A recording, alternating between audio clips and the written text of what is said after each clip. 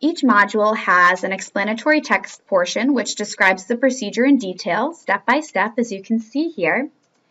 The text does display first, but that does not mean that students have to read the text first. They actually, for example, could start with the video portion, watch the video first if that's how they prefer to learn.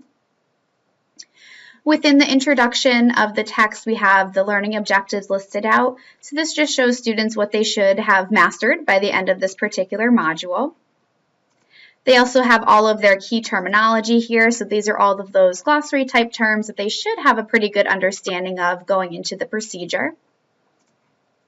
And we also have our pre-procedure considerations listed here too, just so they are completely prepared and able to complete this procedure successfully.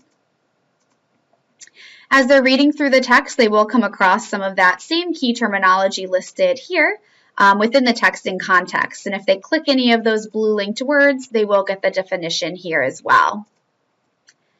There's also animations throughout the text. These are here to highlight and explain those key concepts that students really do need to understand while performing this procedure.